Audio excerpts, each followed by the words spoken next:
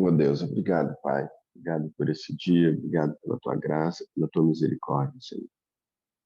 Estamos aqui, Senhor Deus, eu e a Cirleide reunidos, dois, Senhor Deus, no teu nome, e o Senhor prometeu que seriam suficientes, Senhor Deus, quando dois ou três estivéssemos reunidos no teu nome ali, o Senhor estaria.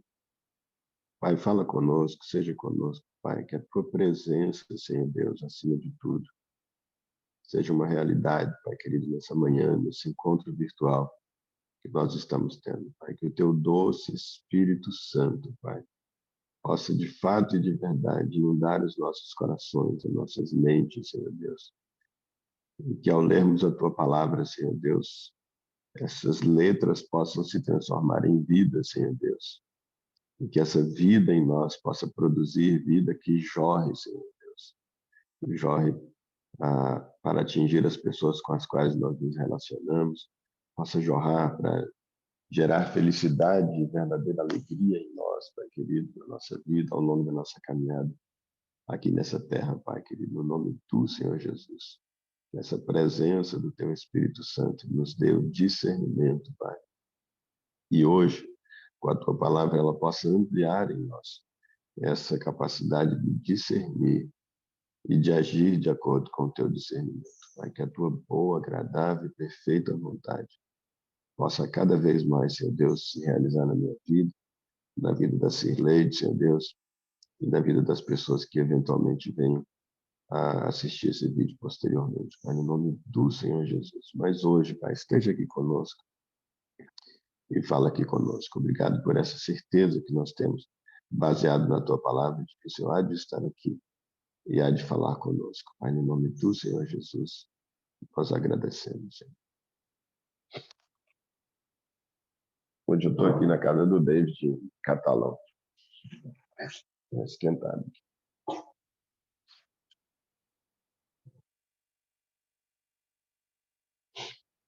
A gente estava lendo aí na semana passada, em João capítulo 15, né? Lemos os dois primeiros versículos.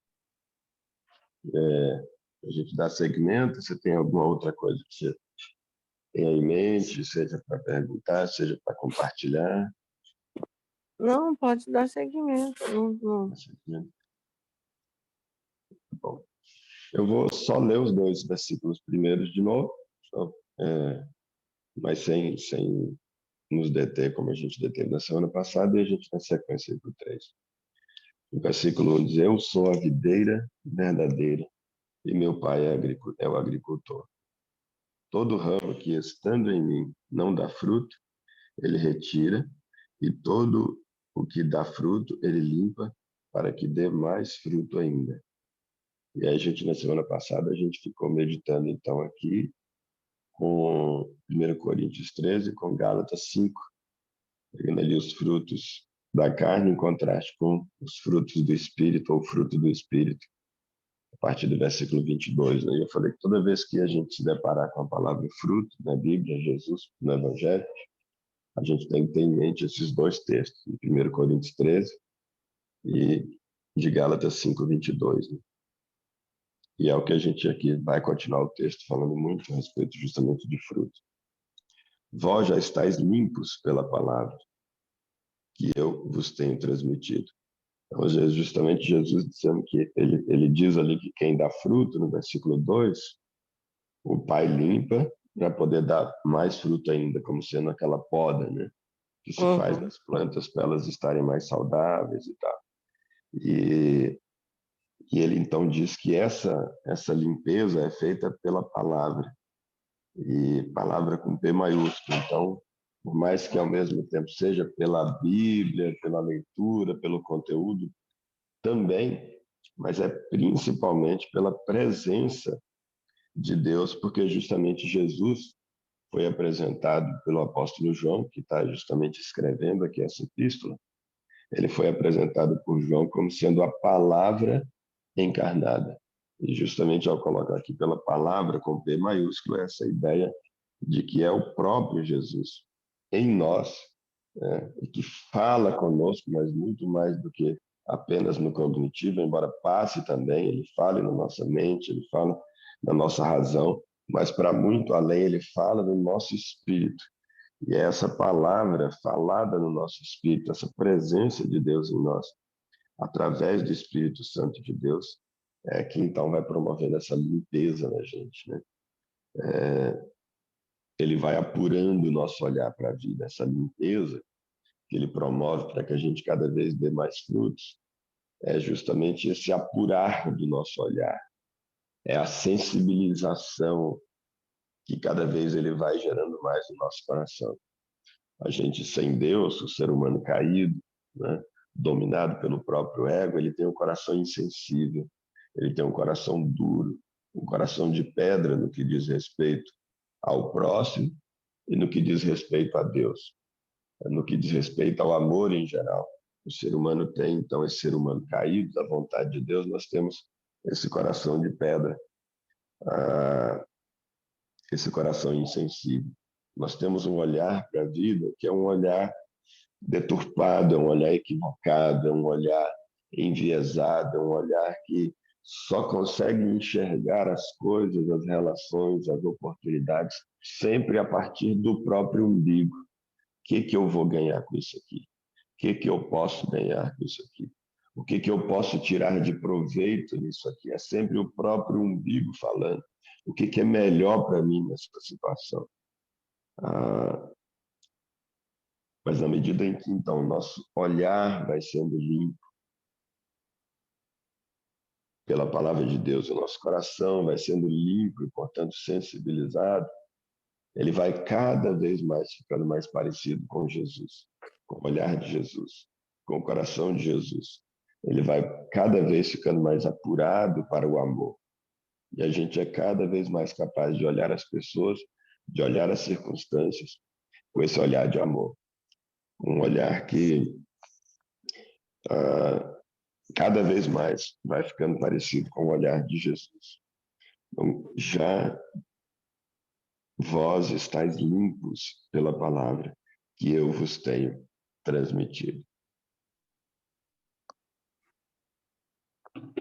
E aí, então, ele diz, versículo 4, permanecei em mim, e eu permanecerei em vós. O mais difícil, eu estou muito convencido, não é nós nos convertermos a Jesus, não é nós entregarmos a Jesus. Sim, Sirlei. Só um pouquinho. Ai. Não é, mas foi o Pedro que me chamou, peraí, tá? Ah, tá, tranquilo.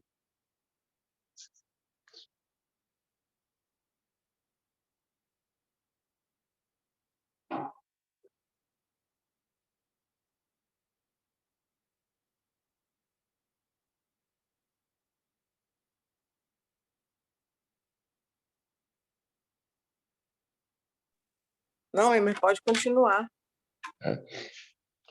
Então, ele diz, permanecer em mim e eu permanecerei em vós. Eu estou convicto de que o mais difícil para a gente não é a gente aceitar Jesus, não é a gente começar a caminhada com ele, não é a gente começar a ir para uma igreja e aprender sobre Jesus. Até porque o convite que ele faz para a gente é um convite o quê? Vinde a mim, vocês que estão cansados e que estão sobrecarregados, e eu aliviarei vocês. É um convite que realmente nos traz muita, nos atrai naturalmente, né? Nós vivemos um mundo atribulado, um mundo com dificuldades, com tantas questões, e esse convite é um convite que soa muito bem para as nossas almas atribuladas, para as nossas vidas corridas, decepcionadas, frustradas, sobrecarregadas, e de repente então Jesus diz que nós devemos vir até ele para sermos aliviados. Ele diz que o fardo dele é leve e o jugo dele é suave. Então, o convite de Jesus é muito atraente e não é difícil que a gente aceite esse convite dele. Para mim, o que é mais o maior desafio, e por isso Jesus, ao longo desse texto, vem repetindo e vai repetir várias vezes, é essa insistência em permaneçam em mim. Vir a mim é fácil, vir até mim é fácil. Mas o que normalmente as pessoas têm dificuldade é de permanecer em mim, é de permanecer na minha vontade, é de permanecer no caminho.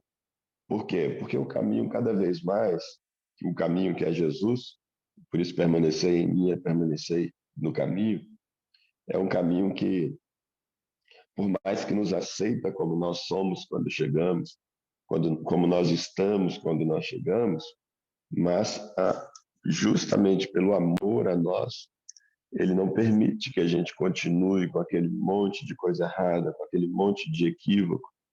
E ele, então, nesse caminho, ele vai dia a dia, ele vai nos transformando, ele vai nos limpando, como foi dito no versículo anterior, no dia a dia.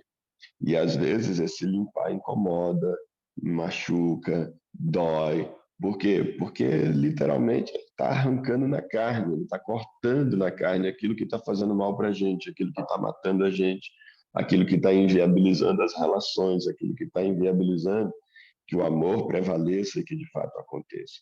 Então ele vai limpando, ele vai arrancando aquilo em nós que não é legal.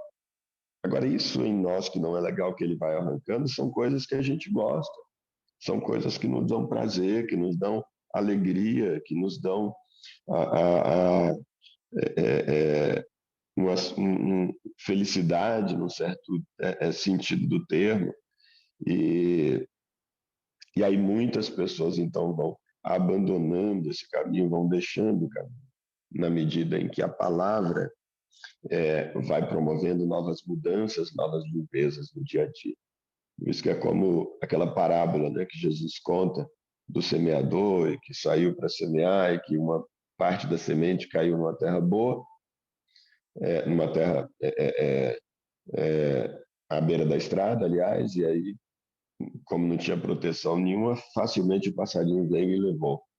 Então, essa semente, essa palavra, que ali na parábola ele diz que a semente é a palavra, e a gente vê então que essa limpeza que é feita pela palavra, ele está dizendo que essa palavra que foi lançada para promover essa limpeza em alguma área, acaba que, como ela caiu num lugar ali muito fácil, à beira do caminho, ficou muito superficial, extremamente superficial, ah, literalmente na superfície, não foi nem plantada superficial, mas literalmente ficou na superfície, o passarinho veio e levou. E então justamente ele diz que esse passarinho ter levado é a pessoa que sequer entendeu aquilo que a palavra estava dizendo, né? Ele não teve a compreensão sobre aquilo, e aí então o passarinho foi e levou. Ou seja, essa limpeza que era para acontecer com aquela palavra lançada acabou não acontecendo. Mas ele diz também que tem aquelas outras, que é sementes, que até encontraram uma terra ali, onde chegou a começar a produzir, entrou na terra e começou a se desenvolver, mas aí tinha muita raiz, aliás, tinha muita pedra, e as pedras impediam que as raízes se desenvolvessem e que aquela planta pudesse, então, crescer e produzir o fruto esperado. E ele diz, vou talvez trocar um dos dois, mas a ideia é essa. Então, ele diz que é justamente, e o outro que ele vai dizer, antes, já que eu vou misturar mesmo os dois, é daquela que até tinha raiz e conseguiu se desenvolver um pouco melhor, mas tinha muito espinho em volta dele, e aqueles espinhos impediram o crescimento também da planta, se entrelaçaram ali com ela, e ela não pôde também desenvolver e produzir o fruto. Uma ele diz que com relação às pedras ali que não permitiram a raiz, e outra com relação às plantas do lado que tinham muitos espinhos, ele diz que eram justamente as ambições da vida, né? Essas nossas buscas aqui materiais, as nossas conquistas dessa vida, materiais que não são necessariamente apenas dinheiro, mas também incluem, né, do conforto, do prazer, do lazer, do descanso, as nossas buscas aqui dessa vida, que acabaram impedindo, e outra também que ele diz, a perseguição, quando você começa ali a desenvolver o fruto que é esperado, começa a incomodar as pessoas que vivem num padrão diferente, que vivem uma vida diferente, E então essas perseguições, logo então também os amigos que a pessoa vai perdendo, né? Os elogios que ela perde por não produzir determinados frutos mais ou determinadas obras, porque mudou, abandonou as obras da carne e começa a desenvolver a obra do Espírito. Ele diz que isso também faz então com que a pessoa desista dessa caminhada e aí acabe o fruto, deixa de produzir, não aconteça mais. Então, e a pessoa parando de produzir, o que diz no versículo 2 é que então essa pessoa é cortada, ou seja, ela deixa de pertencer a essa videira verdadeira. Ele diz, permaneçam em mim, ele vai falar várias vezes ao longo do texto, ele vai insistir, permaneçam em mim e eu permanecerei em vós. Então, a primeira coisa que Jesus vem é, deixa eu entrar. Mas depois que a gente entra, ele fica dizendo, deixa eu permanecer. Essa permanência de Jesus em nós para promover essa limpeza que nós chamamos de fase da santificação, né? Onde, embora Deus nos receba como nós somos e estamos, mas Ele vai trabalhando a nossa vida para que a gente vá deixando de praticar aquelas obras da carne.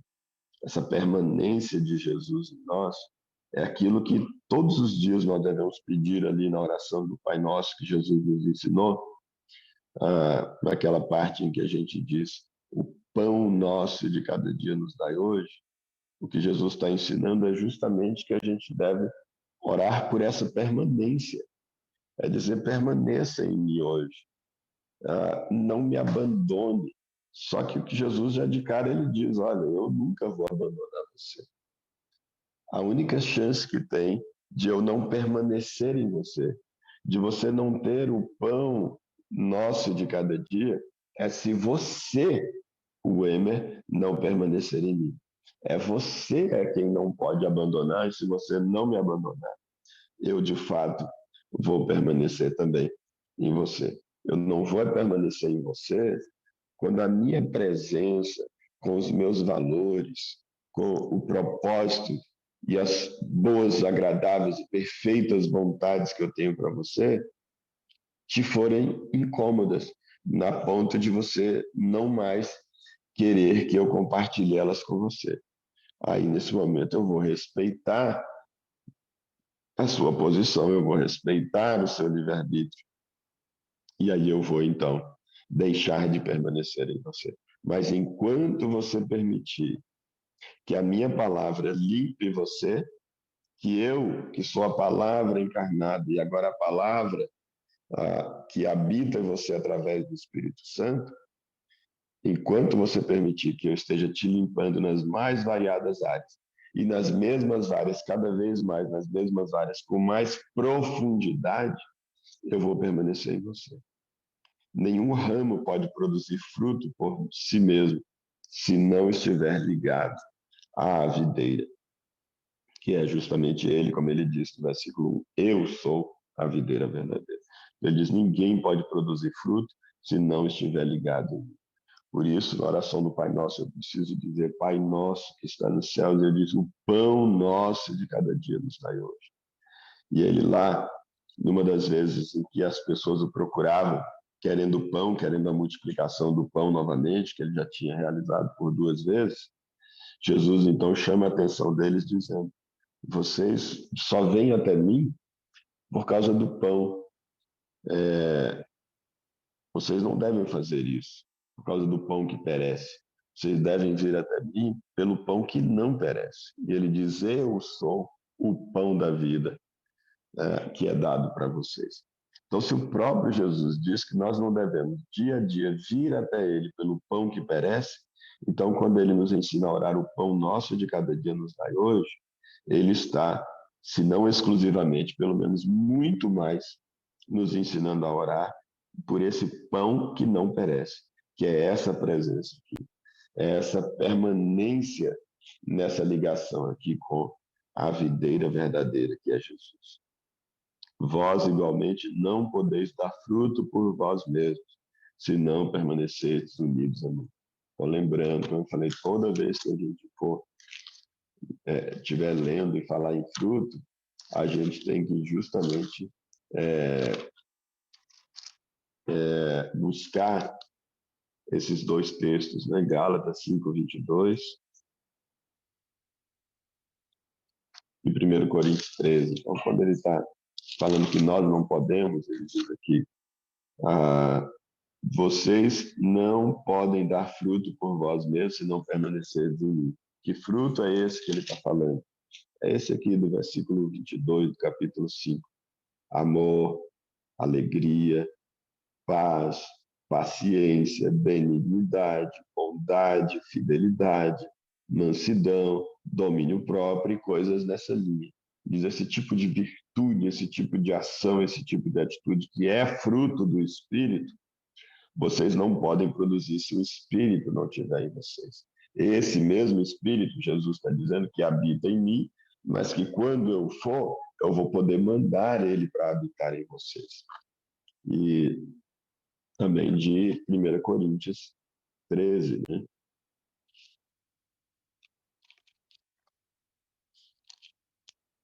Ele dá essas características do amor também. Ele diz que então o amor é paciente, então essa paciência, como foi dito lá, somente quem permanece em Jesus tem essa virtude, né? Pode evidenciar essa virtude da paciência, da bondade, da não inveja, da não vanglória, de não ser arrogante, de não se portar de maneira inconveniente, de não agir de maneira egoística, que é bem a cara justamente do nosso eu caído, né? Da nossa pessoa caída, dominada pelo ego, não se enfurece facilmente, não guarda ressentimentos, né?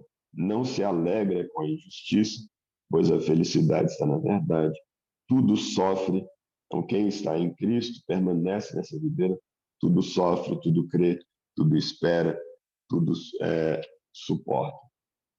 É isso que Jesus está falando aqui quando ele fala em se vocês não permanecerem em mim, não vão poder produzir fruto nenhum. Eu sou a videira, vocês são os ramos. Aquele que permanece em mim e eu nele, esse dá muito fruto. Mais uma vez a insistência sobre a permanência e mais uma vez a insistência sobre não podermos dar frutos sem a permanência dele. Pois sem mim nada podeis ou não podeis realizar obra alguma. Ele está dizendo aqui, claro, a obra do Espírito, né? Porque as obras da carne, que estão lá também em Gálatas 5, nos versículos anteriores ao 22, só me engano a partir do 19, essa sim, a nossa carne é naturalmente inclinada a produzir. Deixa eu lê-las aqui de novo aqui da gente, né? Gálatas 5, então, as obras da carne, né? Versículo 19. Ora, as obras da carne são manifestas. Então, quando ele diz aqui que nós não podemos fazer coisa nenhuma sem ele, ele está falando sobre o Espírito, porque essas aqui são propensões naturais da nossa carne: imoralidade sexual, impureza, libertinagem, idolatrias, feitiçarias, ódios, discórdias, ciúmes, ira, egoísmo, dissensões, facções, inveja, embriaguez, orgia e tudo que se pareça com essas perversidades.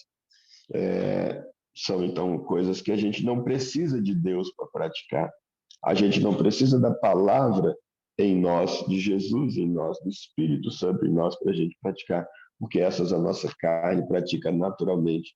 Como ele fala nos versículos anteriores lá de Gálatas, ele diz que vivei pelo Espírito, de forma alguma satisfareis a vontade da carne. Então, o Espírito é o único capaz de inibir essas vontades e propensões da carne. Ele diz, porque a carne luta contra o Espírito e o Espírito contra a carne. Eles se opõem um ao outro de modo que não conseguis fazer o que quereis. Contudo, se sois guiados pelo Espírito, já não estáis subjugados pela lei. No versículo 6, se alguém não permanecer em mim, será como o ramo que é jogado fora e seca. Como ele falou lá no início do versículo 2, todo ramo que estando em mim não dá fruto, ele retira, ele corta. E aqui ele volta então a dizer, se alguém não permanecer em mim, se alguém não permanecer, e ele diz, o que é em mim? Jesus diz, eu sou o caminho, a verdade e a vida. Então, quando ele diz não permanecer em mim, ele está falando em não permanecer no caminho. nesse caminho que é verdade e nesse caminho que é vida. Então, se alguém não permanecer no caminho, nesse processo de santificação, que é um processo de vida e um processo de verdade, será como um ramo que é cortado e jogado fora. Então, esses ramos são juntados, lançados ao fogo e queimados. Aqui, às vezes, naturalmente, se faz alusão, aqui muitos vão ver que a alusão justamente ao inferno, que pode ser literal ou pode não ser literal, né? Há divergências em relação a isso. Se, na teologia, se de fato o inferno seria um lugar com fogo, com aquele rio de fogo passando, né? E, e das pessoas ali atormentadas ali fisicamente e tal, ou se quando o próprio Jesus menciona esse lugar como sendo um lago de fogo e etc., se estaria apenas falando numa linguagem assustadora para que a gente entendesse o quão assustador é esse lugar da ausência de Deus. A meu ver, e a gente não tem como ter certeza ao longo de toda a Bíblia, eu entendo que ninguém tem como ter certeza sobre isso a partir do conteúdo da Bíblia, mas para mim, o inferno é exatamente esse ser lançado fora definitivamente da presença de Deus. Isso em si já é o inferno para mim. Se tem alguma coisa a mais, se tem um plus, isso para mim nem faria diferença, porque o que tem de pior é justamente essa ausência. Inferno seria esse lugar de ausência. Ausência de Deus, ausência da presença de Deus. E por isso chamado de morte, né, de segunda morte. Se a vida é justamente essa permanência nele, ele diz: eu sou o caminho, a verdade e a vida. É por isso então que é dito que quem comesse daquela fruta lá morreria, da árvore do conhecimento do bem e do mal. E a gente está tendo a chance ainda aqui ao longo dessa vida de reverter esse processo na vida da gente, exatamente porque fora da presença dele, a morte acontece. Por isso ele diz que morreria quem comesse da árvore do conhecimento do bem e do mal, e que vai de fato morrer quem não aceitar esse sacrifício de Jesus que tomou o lugar da gente. Mas justamente porque está falando de separação. Para mim, ilustrado ali no Jardim do Éden, com aquela expulsão do Jardim do Éden e uma proteção ali com anjos e com espadas para que não se achasse o caminho de volta ao Éden, dando essa ideia de o caminho de volta à presença de Deus que nos é franqueada a partir do sacrifício de Jesus.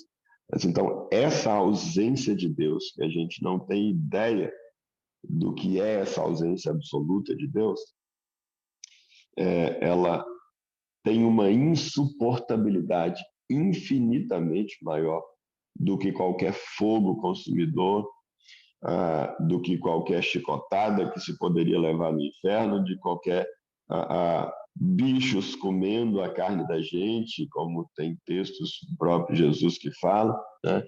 E qualquer desejo de morte, e a morte não nos atende, de tão tormentoso que é aquele lugar. As pessoas vão clamar pela morte, mas a morte não os atenderá.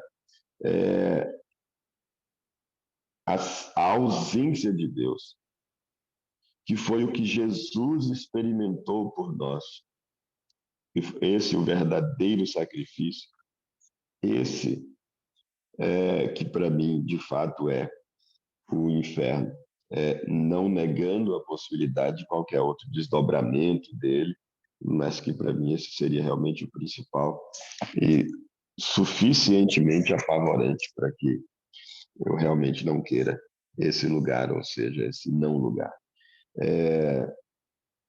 Jesus, justamente quando ele está para ser sacrificado, ele ali na cruz, aliás, já estando ali, mas estando para entregar o seu espírito, estando quase já para morrer, ele justamente se vira para Deus e diz: Deus meu, por que você me desamparou? Deixa eu ver se eu acho um texto. Tem dois textos. Eu estava até lendo o livro essa semana. e eu me deparei com eles, estou revisando. Um deles, acho que é aqui em Hebreus 4.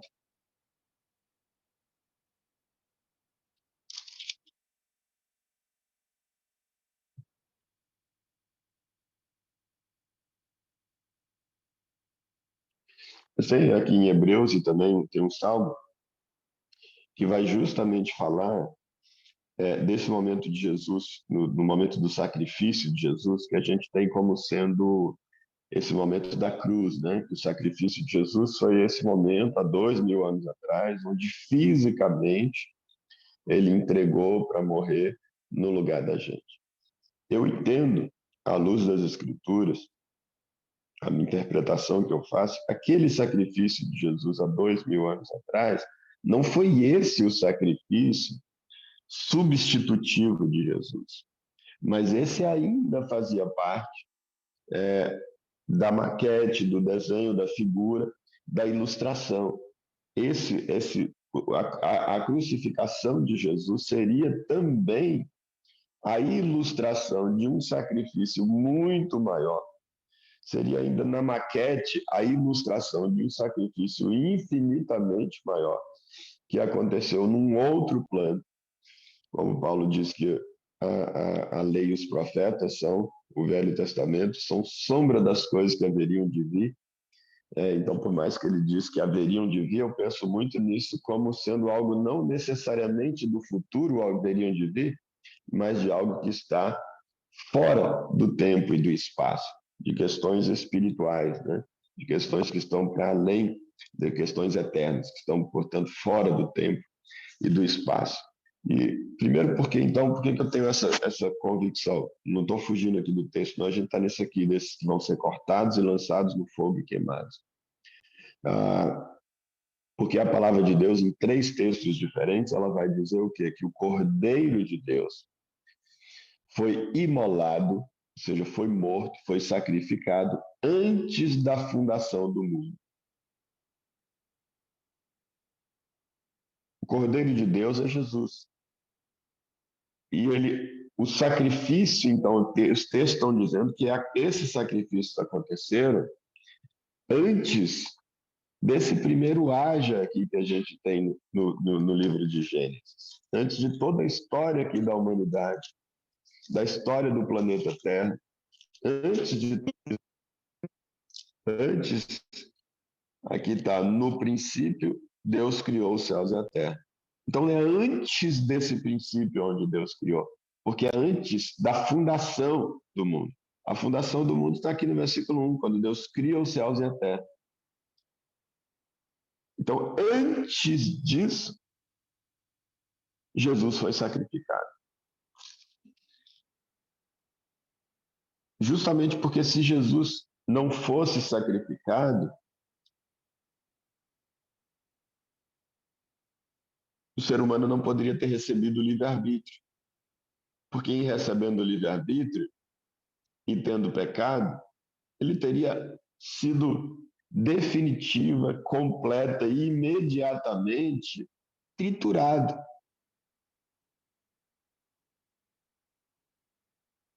A própria não precisava nem morder daquela fruta, só de decidir no seu coração, estender a mão, a meu ver, Deus é tão santo que só esse gesto de estender a mão para aquilo que era proibido já seria suficiente. Tamanho rigor de Deus com relação à obediência. Porque isso é vida. Porque esse momento onde ela estende a mão para tocar e comer, nesse momento ela já rejeitou a inspiração de Deus que diz não coma. A voz que me manda esticar a mão para comer do fruto proibido já não é mais a voz de Deus. Então eu já não estou mais dando ouvidos à voz de Deus. Portanto, nesse momento eu já teria feito a minha opção por não estar mais, não permanecer em Deus, para usar essa expressão que Jesus está usando aqui. O que estava em jogo lá no Éden era exatamente essa permanência ou não em Deus. Vocês querem permanecer em mim? Comam de todos os frutos que estão no jardim, mas dessa árvore aqui, do fruto do conhecimento do bem e do mal, não comam. porque no dia em que delas comerem, vocês não vão mais permanecer aí, vocês morrem. Por quê? Exatamente porque eu sou a cabeça sobre vocês. Eu ensino para vocês o que é bem e mal, para que vocês possam viver bem, viver em harmonia. Eu sei o que é bom para vocês, mas eu vou dar o livre-arbítrio. Vocês podem abrir mão desse meu discernimento. Mas ao abrir mão do meu discernimento, vocês estarão abrindo mão de mim. E ao abrir mão de mim, vocês estão dizendo que não vão mais permanecer em mim, estão saindo de mim. E ao saírem de mim, que sou a vida, eu sou o caminho, a verdade e a vida, eu sou a vida, quando vocês saem de mim, vocês morrem. Então, se Jesus não tivesse morrido, quando só de estender a mão, entendo eu que antes mesmo de morder, porque eu estender a mão para pegar, eu já teria aberto mão da inspiração de Deus e teria agora já comecei a ser dominado pela minha própria inspiração. A minha mão não está fazendo ao se esticar para pegar o fruto que Deus disse, que disse, não coma, mas eu estico a mão para pegar e comer. Então, talvez até isso já teria sido suficiente, tamanho rigor de Deus. Mas mesmo que não fosse, que fosse na hora em que eu mordi, Adão e Eva seriam imediatamente destruídos, imediata e completamente destruídos, de maneira que não haveria seus filhos, nem os filhos dos seus filhos, e menos ainda eu e você. Deus não teria como suportar ao longo dos milênios até a chegada de Jesus, 4 milênios até a chegada de Jesus para morrer, para poder aí sim toda essa maldade da humanidade, todos os males praticados, todo o pecado, toda a desobediência ser colocado sobre Jesus e a ira de ser desviada, a ira de Deus contra a humanidade ou direcionada para a humanidade ser desviada, a ira por causa do pecado e da desobediência. A verdade é que, então, tendo sido antes da fundação do mundo, o Cordeiro de Deus morrido, esse sacrifício, ele sustenta toda a criação. E justamente por isso que João, ao apresentar Jesus, vai dizer que João é a palavra criadora lá do início. É lindo isso. Quando João vai dizer aqui no capítulo 1, apresentar Jesus, no princípio era a palavra era Deus, e a palavra estava com Deus. Ele diz, a palavra estava no princípio com Deus. Todas as coisas foram feitas através dele, ou seja, dessa palavra, desse Jesus que ele está apresentando aqui. E sem ele, nada do que existe teria sido feito, ou seja, sem essa palavra criadora. A gente vê por que sem Jesus, que é a palavra criadora, nada teria sido feito. E aí isso lá na criação, é tido como sendo essa palavra haja. Por que é dito que Jesus é a palavra haja ali? Exatamente porque se tudo foi criado com o haja, e sem o haja nada teria sido feito, e o haja não poderia ter sido proferido se não tivesse em quem lançar cada pecado, desde o primeiro até o último da humanidade. Para tudo o que houve a partir do haja ser destruído imediatamente, se não tivesse esse Jesus em quem colocar toda a culpa pelo pecado, já desde a primeira fração de segundo em que é cometido, nada poderia ter sido criado. Então, por isso, o Cordeiro de Deus, na verdade, ele foi imolado antes da fundação do mundo, antes de tudo existir, porque se ele não tivesse sido imolado antes da fundação do mundo, o mundo não poderia ter sido fundado. Porque Deus se recusaria a fundar o mundo para colocar um ser humano que não fosse a sua imagem e semelhança. Ele disse que o mundo que ele ia criar seria um mundo em que ia ter seres humanos para refletirem a sua imagem e semelhança. E como é a semelhança de Deus? Como é que Deus, Pai, Filho e Espírito Santo vivem? Em harmonia perfeita. Por que eles conseguem viver essa harmonia perfeita? Porque eles têm o mesmo Espírito. O mesmo Espírito do Deus Pai é o mesmo Espírito do Deus Filho. Tendo o mesmo Espírito, eles podem viver numa unidade perfeita e numa harmonia perfeita, porque não há sombra de contradição entre os dois. Não há divergência entre os dois, porque o Espírito é o mesmo. E esse mesmo Espírito seria também o Espírito da humanidade, por isso ele sopra sobre o homem o Espírito de vida. E esse Espírito habita o ser humano, mas Deus diz, olha, o meu Espírito não precisa permanecer em vocês. Eu vou dar o livre-arbítrio para vocês. Se o meu Espírito permanecer em vocês, vai ser tudo harmônico entre vocês, do mesmo jeito que é harmônico entre nós, Trindade, e vocês vão refletir no mundo material aquilo que acontece na eternidade, fora desse tempo e espaço, com Pai, Filho e Espírito Santo. Mas vocês não precisam permanecer em nós. Vocês podem abrir mão de permanecer em nós. Só que vocês não vão viver, porque não existe vida verdadeira e, portanto, não existe vida fora de mim, porque eu sou a fonte da vida. O meu sopro em você é a fonte da vida, é a vida. Então, do mesmo jeito que lá atrás eles tiveram a opção de não permanecer em Deus, também aqui nós hoje temos essa opção de não permanecer em Jesus. E como que a gente faz isso? Justamente parando de produzir o fruto. E essa linha é muito tênue, porque a gente tende a pensar daí muitos equívocos ao longo de toda a história, e já na época da própria igreja primitiva já existia esse equívoco, essa opinião equivocada.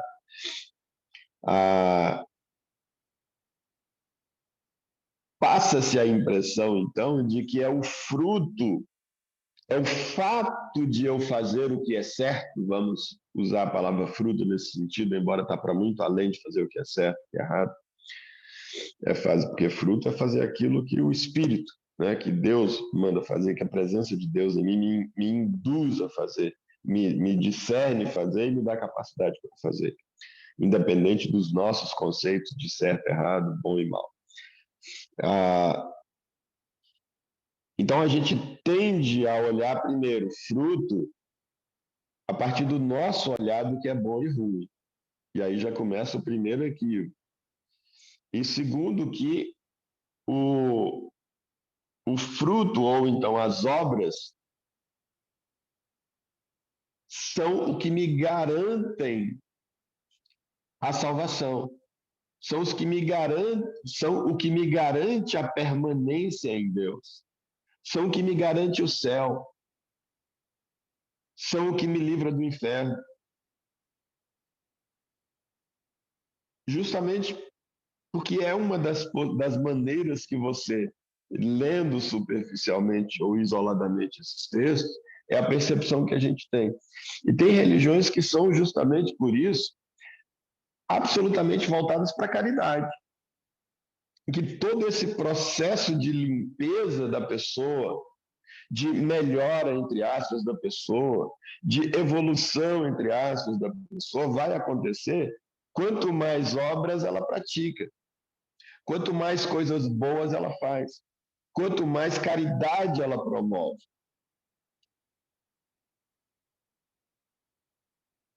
Porque dá essa ideia quando a gente vê isoladamente, mais superficialmente o texto. Mas o texto não está dizendo. É que o texto está dizendo que as obras ou o fruto não são algo que eu tenho que fazer para permanecer. Ele está dizendo é que quem permanece necessariamente produz esses frutos.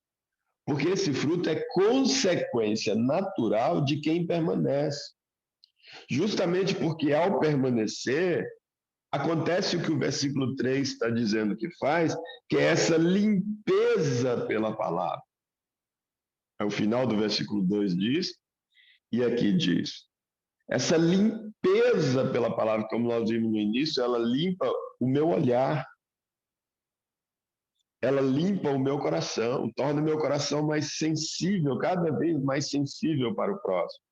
Torna o meu olhar cada vez menos egoísta e cada vez mais altruísta, cada vez olhando mais para o próximo, olhando mais para o corpo, olhando mais para a unidade em si do que para mim como indivíduo, como individualidade. E cada vez mais eu sou capaz de ter atitudes mais condizentes com o pertencimento a uma unidade do que atitudes próprias da individualidade isolada, que é a morte. Então, o fruto é evidência de pertencimento e não condição para pertencimento. Mas se eu não leio o texto todo e vejo aqui isoladamente, vejo aqui e diz, se alguém não permanecer em mim, será jogado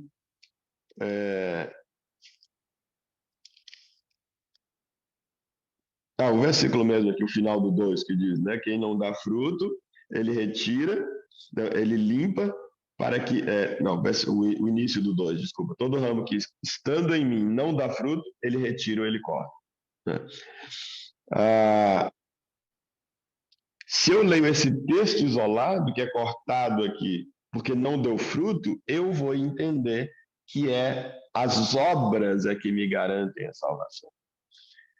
Mas quando eu vejo todo o contexto daqui, dos outros textos que nós temos pegado, e tantos outros que existem, e que diz que a permanência é que gera o fruto, aí eu entendo, então, que não é uma condição para a permanência. O fruto não é uma condição para a permanência, mas ele é uma evidência da permanência. E por isso, quem não dá fruto é arrancado. Na verdade, é que quem não dá fruto, há um reconhecimento de que não mais pertence, e, portanto, você arranca ele para poder tocar fogo. É como uma árvore que você está vendo lá, ela ainda está grudada, tem um ramo dela que está ali, está grudado, não caiu. As outras estão todas verdinhas, todas cheias de flor, todas cheias de fruto, e essa está aquele cinza. Não tem nada de verde nela, não tem fruto nenhum nela, está aquele cinza. Por que está daquele jeito? Porque, embora estando ali ainda pregado, do ponto de vista de quem olha, ainda faz parte da videira ou daquela árvore, mas de fato não está mais sendo transmitida a seiva para aquele ramo. Aquele ramo não está mais recebendo a palavra para essa ilustração que é dada pela palavra de Deus. Não está mais recebendo a inspiração do Espírito Santo sobre o que fazer. Não está mais recebendo a capacitação do Espírito Santo sobre o que fazer. E, portanto, não produz mais. A única coisa que esse galho, esse ramo faz ali é enfeiar aquela árvore. É aquela aparência feia, destoante de todo o restante daquela árvore, daquela videira.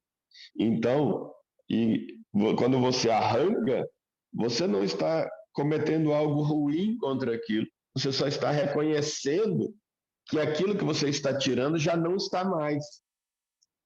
Aquilo que você está cortando porque ela já não mais permanece. E por não permanecer é que não produz mais fruto e a gente pode perceber, então, que não mais pertence. É como Jesus disse, eu não vim para condenar ninguém. Na verdade, a humanidade toda já está condenada. O que eu vim foi para tentar salvar vocês, aqueles que querem, para salvar os que querem. Foi para trazer de volta aqui para essa videira verdadeira aqueles que quiserem, para que voltem então a produzir o fruto que é natural de quem está ligado a gente. Então, o inferno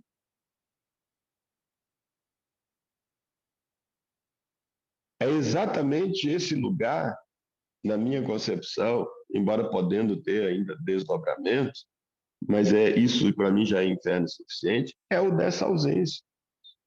Só que não uma ausência relativa, como a gente experimenta aqui, que ainda tem uma dualidade dentro da gente, essa luta entre a carne e o espírito, entre o fazer o bem ou fazer o mal. Não, é a ausência absoluta.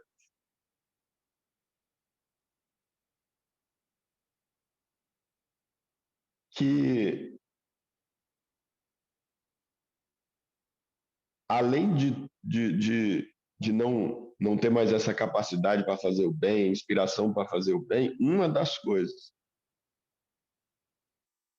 que essa ausência absoluta gera é pavor, pavor, pavor. Pavor, pavor para muito além de todo o pavor e medo que se possa imaginar. A Bíblia diz que Deus é amor e diz que o amor lança fora todo medo. Quando você está num lugar, entre aspas, seja ele nesse mundo ou seja ele fora desse mundo, numa ausência absoluta de Deus, uma das consequências é um nível de pavor que a gente não tem ideia que essa ausência produz.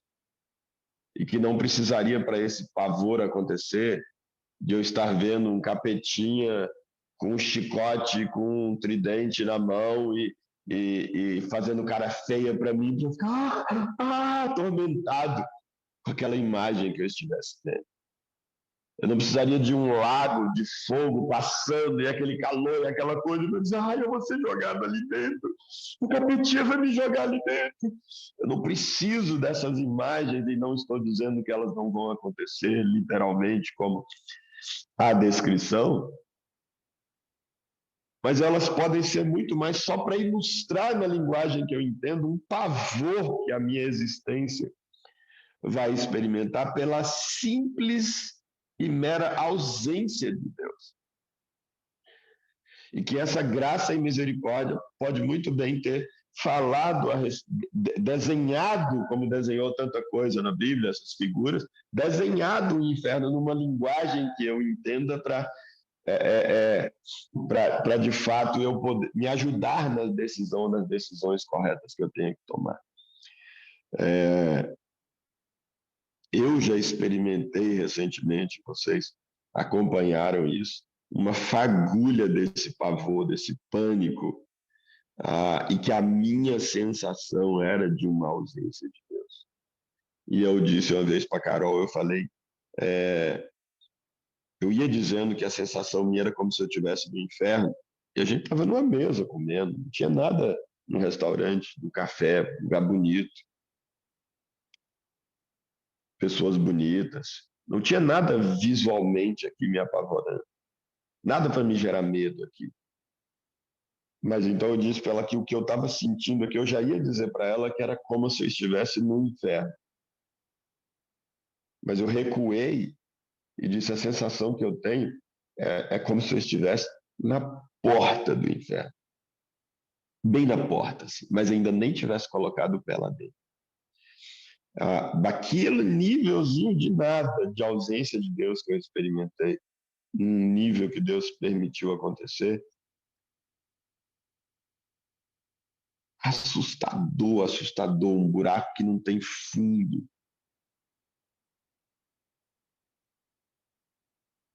E Deus não joga a gente nesse lugar. Deus só respeita, ele diz, você...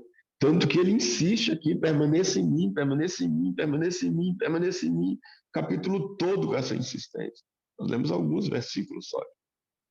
Permaneça em mim, permaneça em mim, permaneça em mim, não sai de mim, não sai de mim, não me abandona. Não sai de mim. Mas ele não pode, como não pôde lá no Éden. Deus não pode violar o meu livre-arbítrio. Não, pode, porque a Bíblia diz que Deus pode todas as coisas. Mas se ele pode todas as coisas, então ele tem também o poder de se autolimitar, de pôr limites naquilo que ele pode e não pode, e ele colocou esse limite. O Deus que tudo pode diz que tem uma coisa que ele não vai poder fazer: violar o meu e o seu livre-arbítrio. E a única coisa que todo o tempo ele faz é insistir. Não coma, não faça isso, vocês vão morrer. Depois o povo de Israel o tempo todo: eis aí diante de vocês o caminho da vida e da morte. Escolhe, pois, o caminho da vida. É o que Deus pode fazer. Ele pode criar um desenho ao longo da história da humanidade,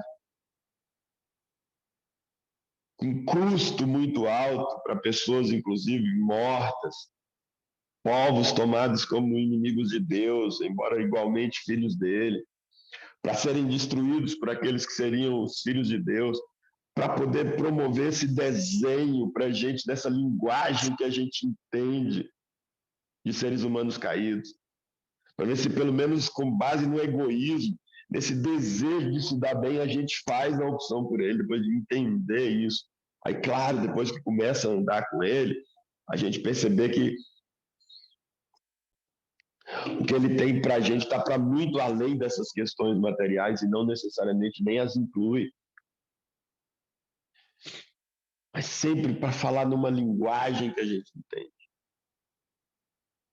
E aí manda Jesus, o Filho, manda o Filho encarnar, tomar a forma de ser humano aqui, para viver como um ser humano, com as limitações de um ser humano, sendo humilhado, injustiçado, crucificado, ali morto daquela morte mais terrível que existia ali, que era aplicada pelos romanos. Para a gente poder entender o que estava acontecendo num outro plano, que a gente não conseguiria entender essa substituição de Jesus. Substituição dessa pena de morte que a nós pesava, para poder dizer: escolhe a vida.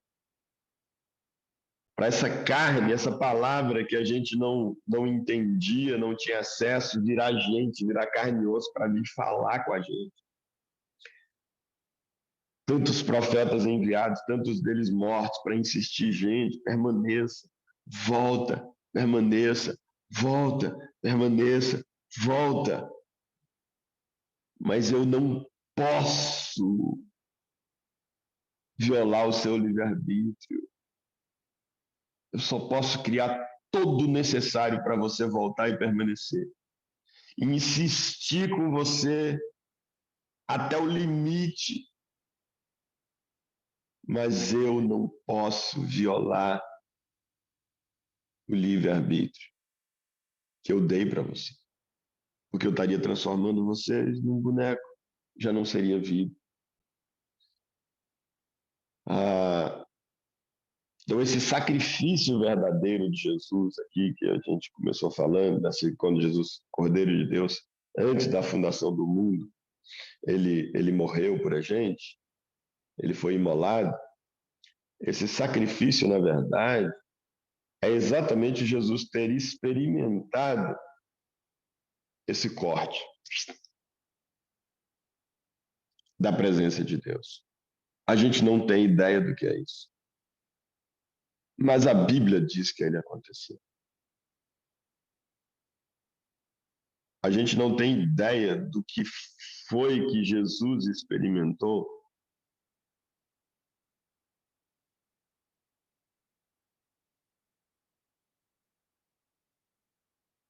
E as implicações daquela frase, quando ele está na cruz e diz: meu Deus, que já tinha sido profetizado lá por Davi em Salmo 22. Meu Deus, por que você me abandonou? Abandono. Jesus experimentou o abandono.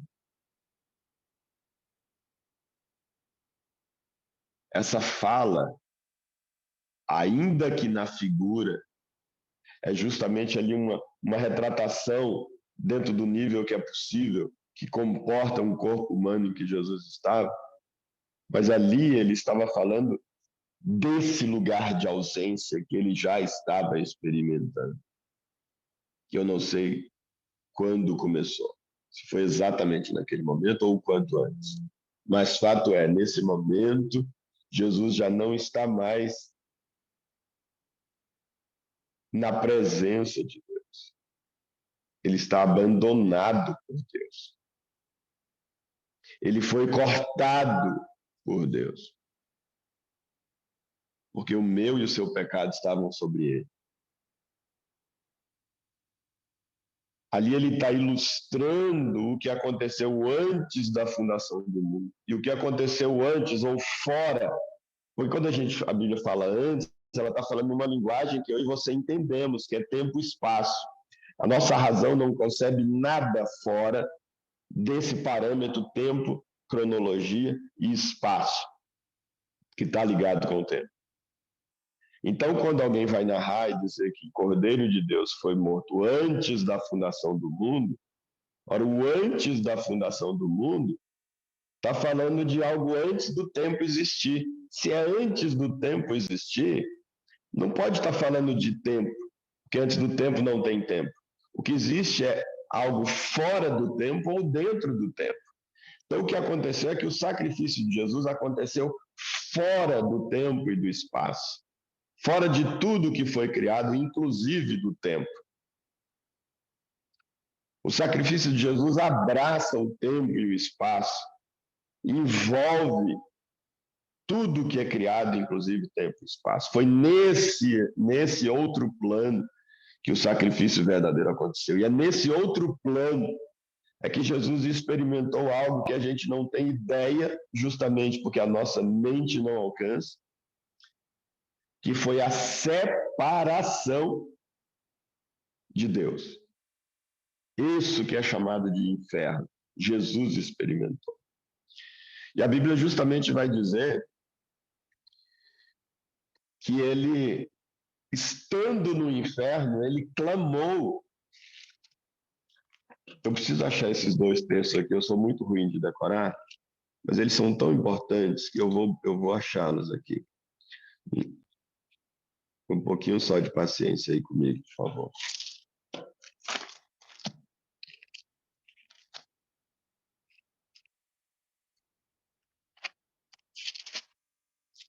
Uma parte que eu acredito que está aqui em Hebreus, o outro eu sei que é Salmos.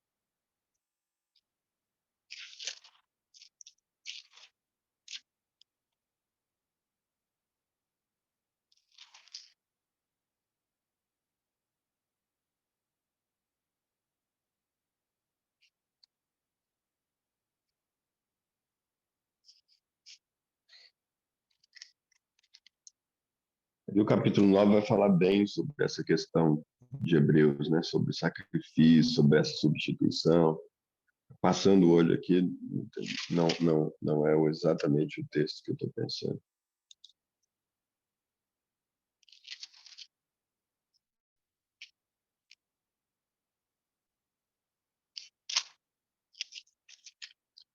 É o capítulo 5. Não, é capítulo 5 e o outro está em Salmo 16.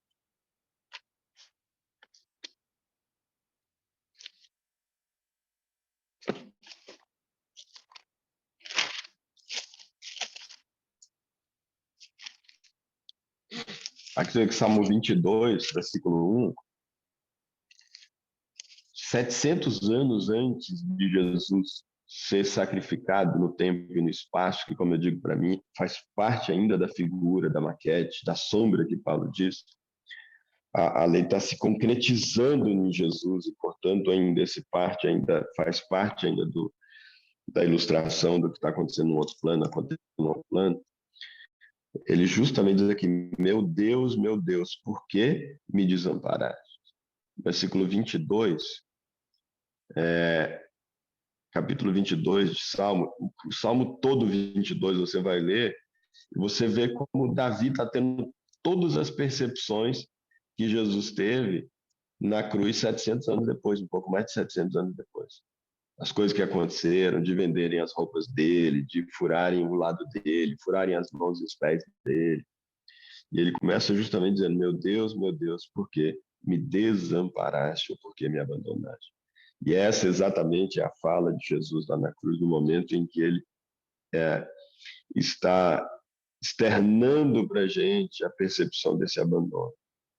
Quando você fala de que alguém te abandonou, é de um pavor que você está falando. Quando Jesus ali, na noite anterior ao que ele foi preso, e que culminaria com essa crucificação, Jesus justamente foi tomado de uma agonia, de um pavor, de um medo, de um pânico muito grande.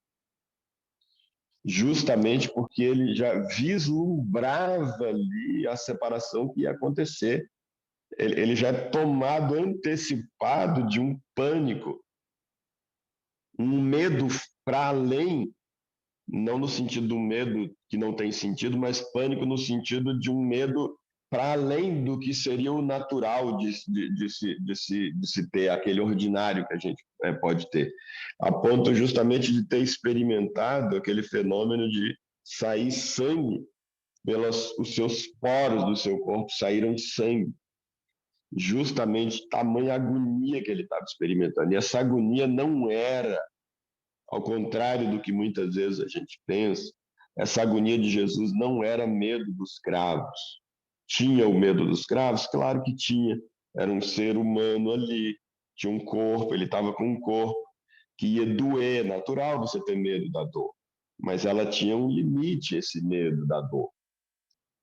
Não era pela lança, não era pela morte em si, porque senão a gente teria muitos profetas, muitos mártires, que teriam justamente tido muito mais coragem do que Jesus, porque você não os vê no momento do martírio deles, esse desespero que a gente viu em Jesus quando ele está lá fazendo aquela oração no Getsemane. Essa agonia nesse nível que Jesus experimentou é porque ele já começou a vislumbrar, embora ainda não abandonado, Deus ainda estava com ele. Mas ele começa então a ter o vislumbre do que seria essa separação, que ele então vai justamente dizer quando ele fala: meu Deus, por que você me abandonou? Aquilo fala, a gente tende a ler aquilo: meu Deus, por que você me desamparou? Como se fosse só uma frase. A gente não tem ideia do quanto aquilo era carregado do medo, de medo, que é uma das consequências naturais da ausência de Deus. Como a Bíblia diz, o amor lança fora o medo, Deus é amor. Então, quando Jesus sente o abandono de Deus, ele necessariamente está sentindo medo, e muito medo. E aí, então, o capítulo 16 aqui de Salmos, que é o que eu quero ler de Jesus já ali no inferno, e o Hebreus, vamos ler primeiro aqui em Salmo 16,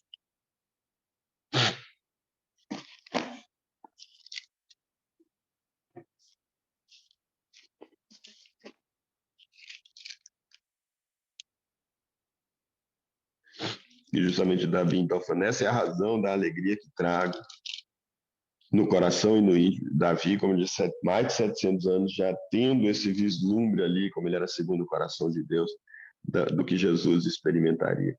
Exulto de prazer, e assim meu corpo repousará em paz, porque tu não abandonarás nas profundezas da morte. Tu não me abandonarás nas profundezas da morte. Davi profetizando aqui a respeito de Jesus, como se fosse ele, mas é uma profecia. Não permitirás que o teu santo sofra decomposição. Tu me fizeste conhecer o caminho da vida, a plena felicidade da tua presença e o eterno prazer de estar na tua destra. Veja, ele está falando de presença. Tu me fizeste conhecer a beleza da tua presença, a vida que há na tua presença. O versículo 11 diz, mas ele então, no 9 ele está dizendo, mas eu não, você não vai me deixar abandonado nas profundezas da morte. Então é alguém que experimentou a presença, mas que foi expulso da presença. Foi abandonado dessa presença. Pertencia e deixou de pertencer. Estava ligado e já não está mais ligado. E por isso a expressão profundezas da morte. Porque morte é essa separação de Deus. Porque tu não me abandonarás nas profundezas da morte. Ou seja, não é que você não vai deixar eu ir para lá. Você só não vai deixar que eu permaneça lá. Você não vai me abandonar lá. Você vai permitir que eu vá, que eu sofra esse abandono, mas não que eu permaneça no abandono. Nem permitirás que o teu santo sofra decomposição. Está falando justamente dessa ressurreição que Jesus experimentaria. Que ele não ficaria para sempre nesse lugar de separação, mas que ele seria e foi separado de Deus. O capítulo 5, versículo 17, vai dizer: durante os seus dias aqui de vida na terra, falando sobre Jesus, Jesus ofereceu orações e súplicas em clamor e com lágrimas àquele que o podia livrar da morte. Nós vimos Jesus no Getsemane, orando e suplicando com lágrimas, inclusive suando sangue, àquele que o podia livrar da morte. Deus meu, se for possível, passa de mim esse cálice sem que eu beba. Tendo sido ouvido por causa da sua reverente submissão. Mas veja que ele foi ouvido não para não morrer, porque ele morreu, mas ele foi ouvido para não permanecer na morte, para ser ressuscitado. Mas na morte ele tinha que ir, porque era nesse lugar de morte é que ele se encontraria comigo e com você, que estávamos nesse lugar de morte. Estávamos separados, já nascemos separados por causa do pecado de Adão, nós já nascemos em pecado, já nascemos separados de Deus. Então Jesus tinha que morrer, porque é lá na morte que ele se encontraria comigo e com você. Então, o livramento que o escritor está dizendo que aconteceu e que a oração de Jesus foi atendida por causa da reverente submissão dele, não foi um atendimento para que ele não morresse, mas para que, em tendo morrido, ele ressuscitasse. Por que não poderia ser atendido para não morrer?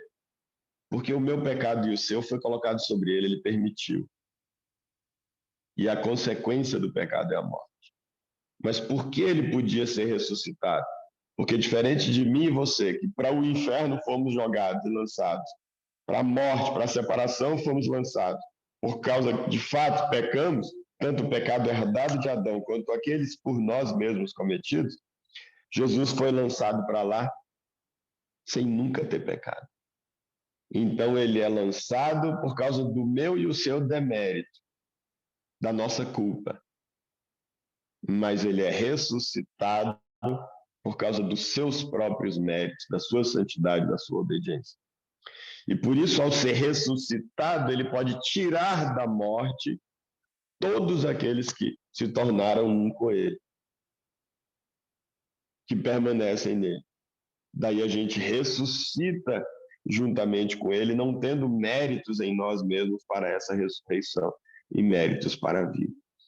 Versículo 8, mesmo considerando o fato de ele ser o Filho de Deus, aprendeu a obediência por intermédio das aflições que padeceu. E uma vez aperfeiçoado, tornou-se a fonte de salvação eterna para todos quantos lhe obedecem. Tendo sido nomeado por Deus sumo sacerdote, que é esse que faz a intermediação dos homens com Deus, segundo a ordem de Melquisedeque.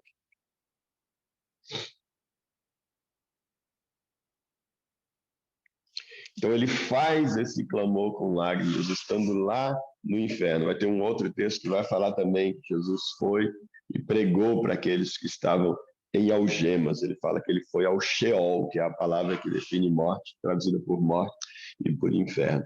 Então, justamente para a gente terminar aqui, que a gente saiu justamente por causa desse texto, quando está falando sobre os que vão ser lançados fora. E que para não sermos lançados fora, o que a gente precisa é permanecer. Todo o que permanecer não vai ser lançado fora. Mas aqueles, então, ramos que não permaneciam nele, versículo 6 do capítulo 15 de João, vão ser então juntados e vão ser jogados fora, e vão secar, e em secando, eles vão ser lançados no fogo. Dá essa ideia então de inferno. De separação. A separação, então, é o que é por si essa tragédia. Se permaneceres, versículo 7, em mim, e as minhas palavras permanecerem em vós, pedireis o que quiserdes e vos será concedido. O que glorifica meu Pai é que deis fruto em abundância, assim sereis verdadeiramente meus discípulos. Então a gente vê um ciclo. Quem permanece, pelo fato de permanecer, é cheio do Espírito Santo. E em sendo cheio do Espírito, produz o fruto do Espírito, que é amor.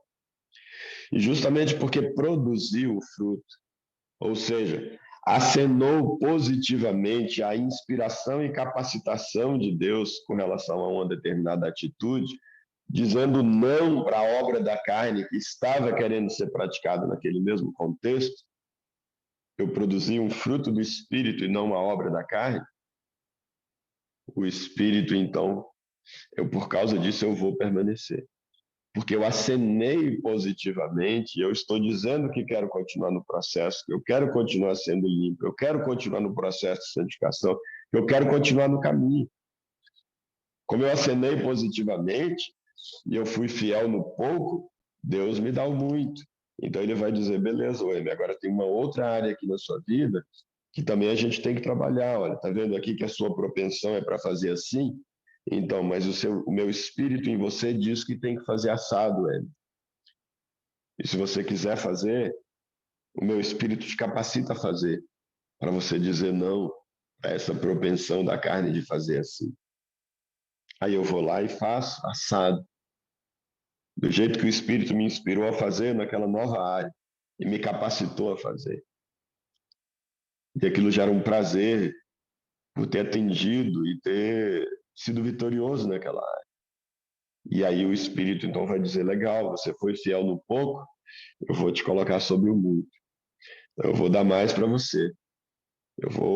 Agora tem essa mesma área que a gente trabalhou aí, que você achou que já estava, olha, a gente pode aprofundar um pouco mais. E você pode agora não só não fazer, que você deixou de fazer, com a capacitação do meu espírito, mas agora a gente pode aprofundar um pouco mais e você pode nem pensar desse jeito. A sua carne tende a você pensar assim. A gente pode agora, eu posso inspirar o seu pensamento, te capacitar para moldar o seu pensamento. Para além e antes da atitude, você sequer pensar em fazer daquele jeito que a carne estava te induzindo ontem a fazer. Pô, legal, eu quero, eu não consigo nem imaginar, porque parece que é difícil pra caramba não pensar desse jeito. Não, embora, vamos aqui então. E de repente, então, ele produz esse fruto também, agora mais aprofundado na mesma área. Aí depois vai para uma outra área. Aí volta numa área que ele já tinha trabalhado para reforçar ou para aprofundar. O que importa é o que é permanecer, é não abandonar o caminho, não abandonar o processo de santificação. E assim seremos todo o tempo limpos, dia a dia limpos, dia a dia a carne crucificada e dia a dia ressuscitados em Cristo para as boas obras nas mais variadas áreas da vida e nas mais variadas, cada vez com maior profundidade. A minha voz já se foi-se e acho que a gente pode parar por aqui hoje. Fico aberto aí para comentários, para complementos de vocês, para dúvidas. Não sei vocês, mas a mim eu fui muito abençoado com esse texto, foi muito claro para mim. Espero que tenha sido em alguma medida para vocês.